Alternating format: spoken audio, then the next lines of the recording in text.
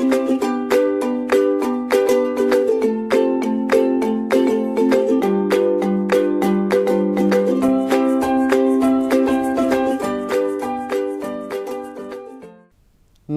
dear learners, welcome to the MOOC lecture of Pharmacology 2, subject code BP503T. I am Dr. Sardindu Kumar Mishra, Associate Professor in the Department of Pharmacology at Ramesh Institute of Vocational and Technical Education, Greater Noida. So, today my talk is on pharmacology of histamine and antihistaminic drugs. So, let us start with the learning objectives. What are the learning objectives for the today's lecture? And in the last of this lecture, you will be able to understand the different receptors, mediated physiological as well as the pathological conditions. You will be able to explore the various antihistaminic agents and their pharmacological actions, and at last you will be able to analyze the adverse effect, clinical implications and contraindications of the histamine and antihistaminic agents. So, let us start with the pharmacological action of histamine. So, यहाँ पर हम चारों receptors से mediated जो भी actions हैं उनके बारे में बात करेंगे. तो first of all we have to start with the H1 mediated actions. So, first is the stimulation or the sensitization of the sensory nerves which lead to the pain and the itching, which is the primary symptom of the histamine. Okay. So, histamine, what in last lecture what we have studied, the histamine lead to the allergy as well as the inflammation. और allergy का जो primary जो indication था वो क्या था, redness, etching. ठीक है. तो वो कैसे हुआ, by the H1 mediated action. ठीक है. Okay. Insect bytes and the stings. Okay. This में कॉज द अट्रिकेरिया. अट्रिकेरिया हमने लास्ट क्लास में बात की थी कि हम अट्रिकेरिया का जो कॉमन नेम वो क्या है, हाइव्स है. तो hive is characterised by the flare and the itching and skin rashes at particular tissue, particular skin area. ठीक है ना. Okay. Now, what is the role of H1 in smooth muscles? So, it may induces the bronchoconstriction and the contraction of the ileum, and which may lead to the asthma or diarrhea or cramp. Okay. It may also induces the contraction in the uterus. Now, the secretion of the exocrine gland such as pancreas, salivary gland, lacrimal gland and the bronchioles. ठीक है ना. These are mediated. इनका जो secretion है वो कैसे बढ़ेगा, by the stimulation of the H1 receptor. Okay. यानी once the histamine binds with the H1 receptor, it may increases the exocrine secretion. It also stimulates the secretion from the adrenal medulla, and the secretion of norepinephrine is the primary role of H1 mediated action on adrenal medulla, and sometimes it may lead to the increase in the blood pressure in patients such as pheochromocytoma. Okay. Now, अगर हम बात करते हैं H2 mediated की, now what is the H2 mediated actions? तो H2 mediated actions की अगर हम बात करते हैं तो H2 का जो लोकेशन था that is localized in the parietal cells, gastric parietal cells. So, that is why it may induces the secretion of gastric acid. Okay. And due to the excessive secretion of gastric acid, sometimes it may lead to the disease known as what, peptic ulcer. Okay. Now, increase of the intestinal secretion is also mediated by the H2, like H1 is also inducing the secretion, as well as it is also increasing the intestinal secretion, especially the small intestine and the large intestine. Now, H3 receptor mediated actions are like, because it is already I told you that it is found in the presynaptic junction, that is why it may act as a negative feedback inhibitor for the release of histamine, norepinephrine and acetylcholine. इसको अच्छे से याद करना. ठीक है. यानी H3 से mediated जो responses आते हैं वो क्या आते हैं, it may act as a feedback inhibitor for release of neurotransmitters like norepinephrine, acetylcholine and the histamine. The activation of H3 receptor on sympathetic nerve. ठीक है ना. अगर हम बात कर लेते हैं हार्ट के ऊपर जो मसल्स हैं, जो नर्व्स हैं, उनके ऊपर क्या रोल है, तो इट में स्टिमुलेट्स द यू कैन से इट में decreases the rhythm of the heart, or you can say it decreases the cardiac rhythm, okay, by the decrease in the norepinephrine. Okay. H3 also stimulates the histamine, okay, and this will result to the inhibition of the gastric acid secretion. याद रखने की जरूरत है, यहाँ contraindication आ रहा है, आप देखो सामने H2 जो है वो गैस्ट्रिक एसिड के लेवल को बढ़ा रहा था, ठीक है ना, यहाँ क्या हो रहा है, स्टिमुलेट कर रहा है, ठीक है, बट H3 जो है वो नेगेटिव फीडबैक मैकेनिज्म के थ्रू उस सिक्रीशन को क्या कर दे रहा है, इनहिबिट कर दे रहा है, ठीक है। तो यानी यहाँ पर दोनों जो हैं वो कॉन्ट्राइंडिकेटरी एक्शंस आ रहे हैं। Now some actions are mediated by both the receptors H1 and H2, or you can say collectively they are mediated by these receptors, and those are stimulation of H1 as well as H2 lead to the dilation of the arterioles, ठीक है। once the arterioles dilated, blood vessel जैसे ही dilate होगा तो क्या देखने को मिलेगा आपको, हाइपोटेंशन देखने को मिलेगा, यानी कि फॉल इन ब्लड प्रेशर देखने को मिलेगा, ठीक है। और अब वेसोडाइलेशन हो गया है तो it may also increases the vascular permeability which may lead to the headache, ठीक है। आपको कभी कभी सर दर्द होता है तो that is also attributed to the H1 and the H2, ठीक है। हेडेक होने के पीछे जो रीजन है that is due to the stretching of the sensory fibres, ठीक है। Now it also having a positive effect on the heart and it mediates or exerts the chronotropic as well as the inotropic effect. What is the meaning of chronotropic? The increase in the heart rate is known as what? Chronotropic effect, ठीक है। Positive है इसका मतलब ये बढ़ा रहा है, ठीक है। अगर हम बात करें आइनोट्रॉपिक की तो increase in the force of contraction is known as what, inotropic, ठीक है। जब हम आईडी इंजेक्शन देते हैं यानी इंट्राडर्मल इंजेक्शन देते हैं तो it may induces the triple response which is known as what, flush, wheal and the flare, ठीक है। अब इसको हम बात कर लेते हैं what is this thing. So flush is nothing, it is the dilation of small blood vessels, ठीक है। यानी स्मॉल ब्लड वेसल्स का जब डायलेशन हो जाता है then this particular is termed by the flush, ठीक है। Wheal is nothing, it is increased permeability, यानी कि इसको हम टेक्निकल एक टर्म दे रहे हैं, वेस्कुलर परमिबिलिटी बढ़ जाना is known as what, wheal, ठीक है। And the flare is nothing, it is the you can say the vasodilation की वजह से जो एक्सॉन्स हैं उनका रिफ्लेक्स होने लगता है, ठीक है। And this may lead to the you can say headache और some stretch over the sensory fibres, ठीक है। Anaphylactic shock is a reaction which is specifically mediated by both H1 as well as the H2 receptor, and this may lead to the life threatening condition which may already in last class I told you that is characterized by the bronchospasm, hypotension and the angioneurotic edema. What is the meaning of angioneurotic edema?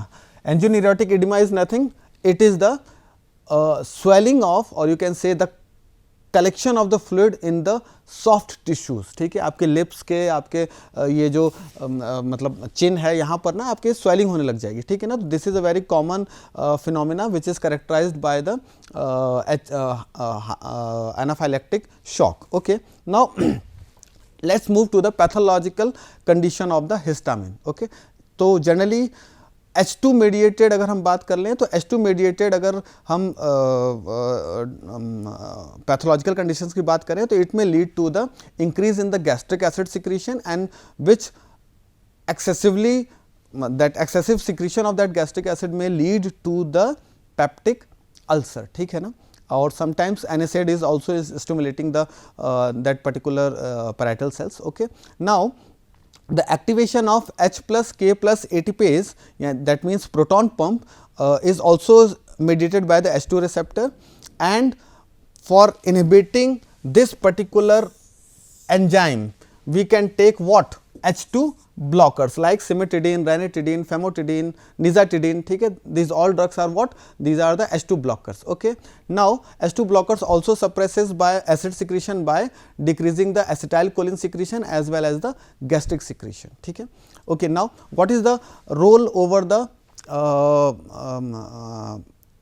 allergy and the inflammation? So I already told that compared to the physiological conditions, or histamine has a prominent, or you can say predominant effect over the allergy as well as pathological conditions like allergy and the inflammation. Now what are the clinical uses and the adverse effect of the histamine? So clinically कहीं पर use नहीं होता है, कोई इसका therapeutic implication नहीं है, but इसको पॉजिटिव कंट्रोल की तरह यूज किया जाता है। पॉजिटिव कंट्रोल का मतलब यहाँ पर यह है कि जब हम सेंसिटिविटी टेस्ट करते हैं, ठीक है। अगर कोई पेशेंट है जिसको कि एलर्जिक है और उसको पता नहीं चल रहा कि किस चीज़ से एलर्जिक है, in that particular condition what we can use, histamine हम यूज़ करते हैं as a positive control to test the skin allergy और particular that allergy. Okay, adverse effects की बात करें तो जो हमने पैथोलॉजिकल कंडीशंस पढ़े हैं उन्हीं से एसोसिएटेड है, ठीक है। फ्लशिंग होने लगेगी, बीपी गिरने लगेगा, hypotension, headache, stretching of sensory fibres, wheel मैंने बता दिया आपको, गैस्ट्रिक एसिडिटी बढ़ जाएगी आपको, ब्रोंको कॉन्स्ट्रिक्शन होगा और इंटेस्टाइनल क्रैम्प्स होंगे। यानी ये जब हिस्टामिन अपने कंडीशन से ज़्यादा काम करने लग जाएगा, अपने लिमिट से बाहर काम करने लग जाएगा, तो it may lead to this type of adverse effects. Contraindication की बात करें तो it is strictly contraindicated in the asthmatic patients as well as the patient who have a history of peptic ulcer, ठीक है। मेरे ख्याल से ये आपको अच्छे से समझ में आ गया होगा, क्योंकि एस्थमा में ब्रोंकोस्पाज्म होता है and that may lead to the aggravation of the histamine की वजह से aggravation. Now moving towards the antihistaminic agent. So what is the meaning of antihistaminic agent? So histaminic agent is nothing, it is the agent which subsides the action of the histamine, ठीक है। तो it is classified into two different generations, the first generation antihistaminics and the second generation antihistaminics, ठीक है। तो इनको generations में divide करने के पीछे दो लॉजिक है।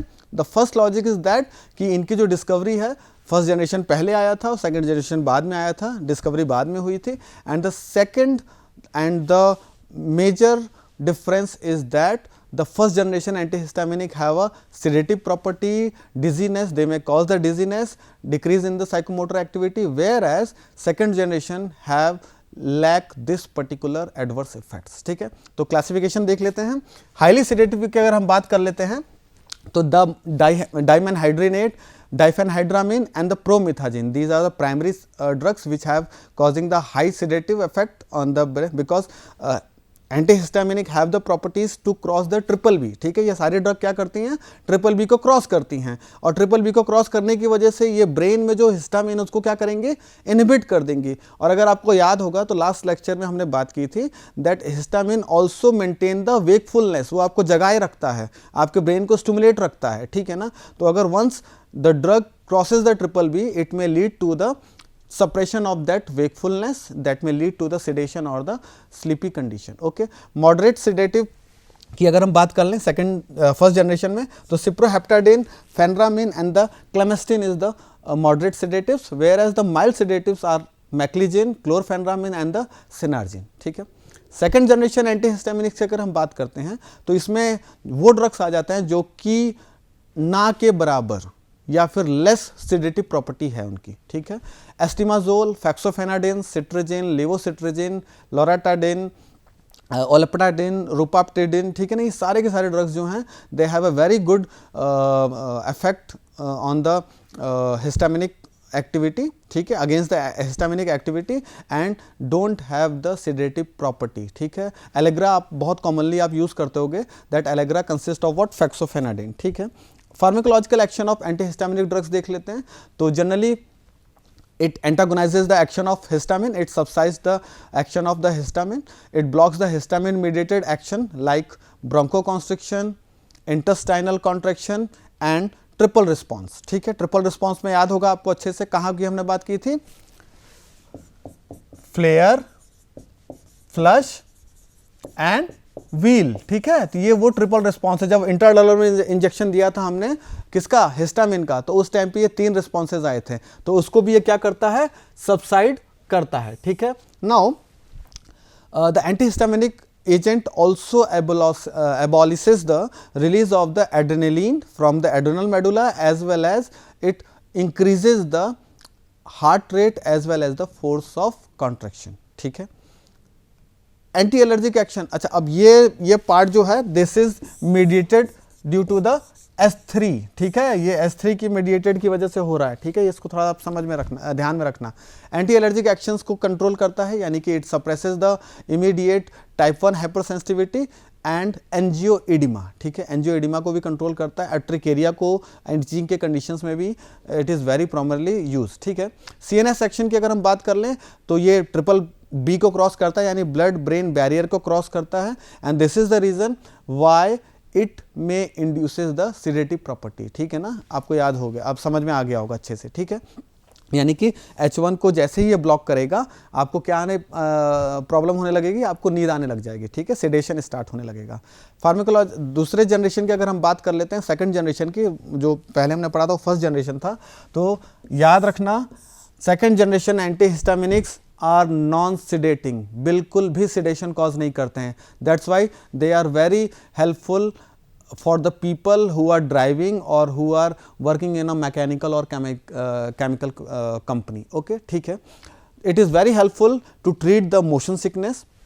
मोशन सिकनेस जनरली कुछ नहीं, जब हम बस में ट्रैवल करते हैं या फिर हम किसी कार में ट्रैवल कर रहे होते हैं तो हमको थोड़ा सा डिजीनेस होने लगता है, हमको थोड़ा सा वर्टिगो जैसी कंडीशन देखने को मिलती है, और उसकी वजह से हमारा CTZ जो है, हमारा कीमो ट्रिगर जोन जो है ब्रेन में, वो स्टिमुलेट हो जाता है और हमको वोमिटिंग या नोजिया जैसी कंडीशन देखने को मिलती है। That is known as what, motion sickness. वहाँ पर ये बहुत इफेक्टिवली यूज़ किया जाता है, and it also control, specifically I am mentioning the drug. ठीक है, यहाँ पर मैं नाम बता रहा हूँ आपको। Promethazine is very primarily used for controlling the vomiting during the pregnancy.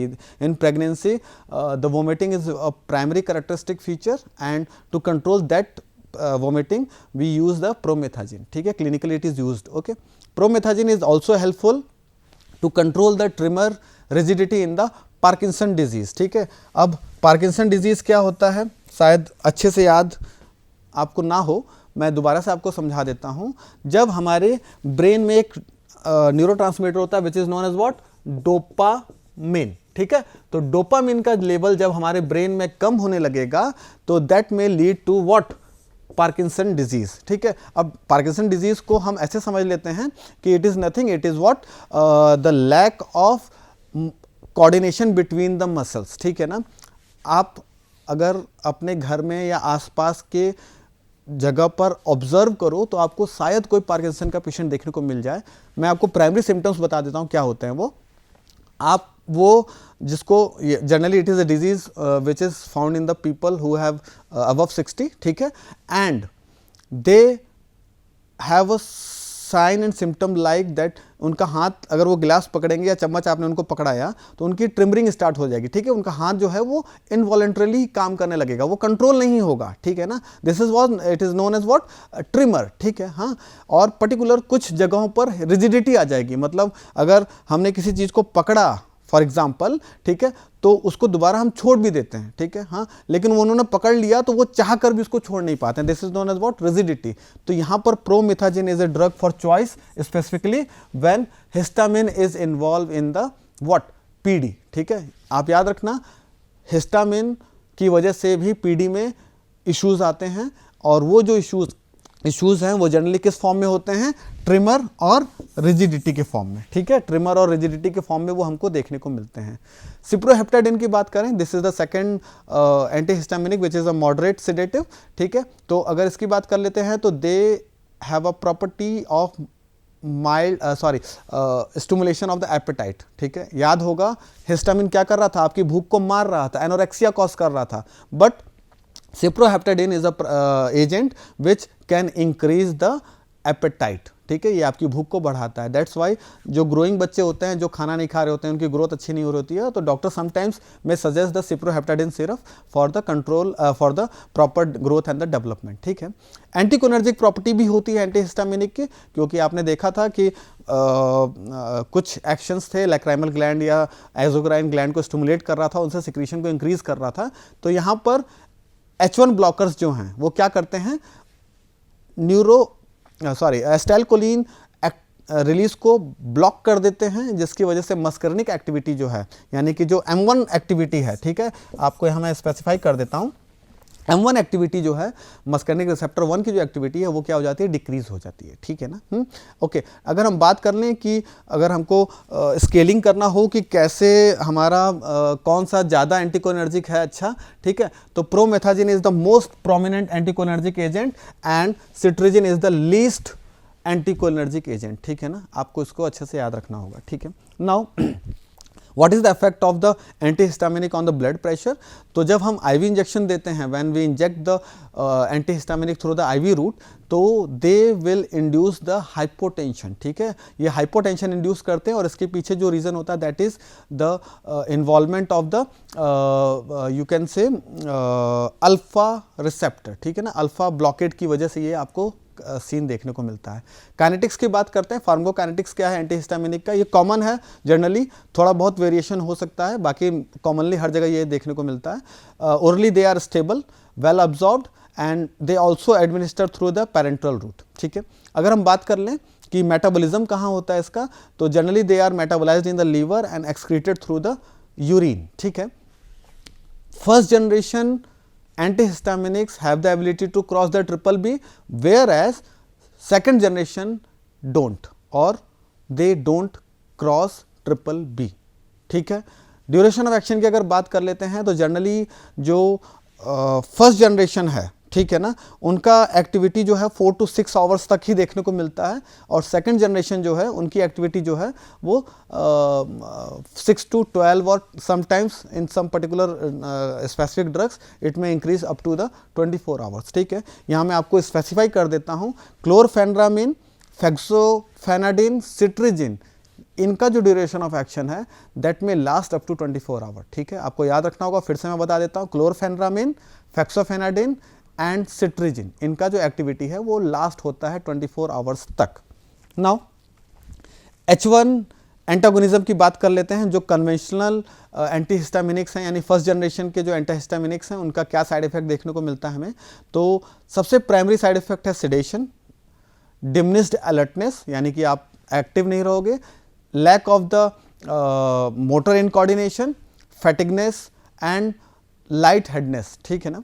इसके अलावा अगर the person who is taking antihistaminic agent can take alcohol with it, तो इट में सिनर्जाइज और it may produce the supra additive effect, ठीक है, और इसकी वजह से आप ज़्यादा डिप्रेशन में जा सकते हो, ठीक है ना। तो इसको याद रखना है कि never consume alcohol along with the antihistaminic agents. Now अगर हम बात कर लेते हैं सेकंड जनरेशन की, तो ये इस पर्टिकुलर कंडीशन से फ्री है, ठीक है, it doesn't have any sedation और the dizziness like effect, okay.